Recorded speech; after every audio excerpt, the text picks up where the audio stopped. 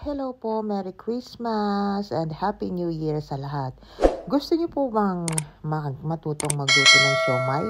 Napakadali lang po nito at napakasarap. Tara po, samahan niyo po ako kung paano ko po ito ginawa. Ang akin pong mga ingredients ay ito po yung aking mga meron sa aking kitchen. So, kaya po ginawa ko at napakasarap naman po talaga para pong special siomai siya.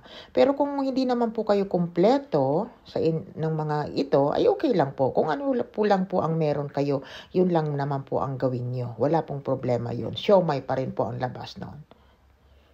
Tayong ibang gagawin kundi paghalo-haluin ang lahat. Ang minced pork, then ang water chestnut po or singkamas, hahaluin natin. At ang carrots, yan, kinahit-gahit lang po ng mapino. At ang hipon natin, na pinag-chop-chop ko rin po, parang minced shrimp. Onion, garlic, spring onion, at yung black shiitake mushroom. Kung wala po kayo nito, okay din lang po. Wala pong problema yon. Kasi kung meron lang po ako, kaya nilagyan ko. And then, ayan, puro na po siya halo-halo at nilagyan ko pa rin po siya ng pork cubes pang palasa. And then, yung Knorr seasoning po or soy sauce, kung wala po kayong Knorr seasoning.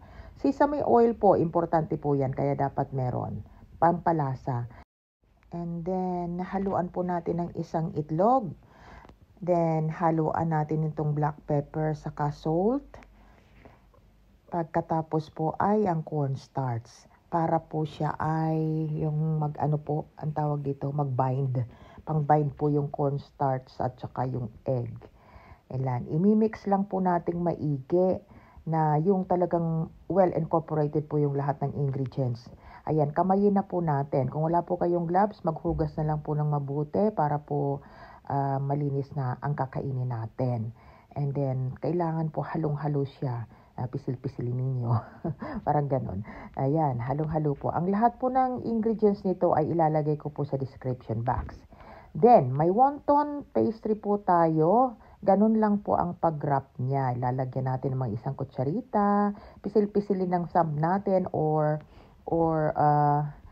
ano po yon, ipapailalim, parang didiinan ng thumb or nitong teaspoon po para siya ay pumailalim. Yan, ganyan lang po ang pabalot niya. Ang bilis-bilis lang po. So, hayan na lahat siya. Bali po nakagawa po ako niya ng 50 pieces. Mag-try po tayo ng matitikman natin.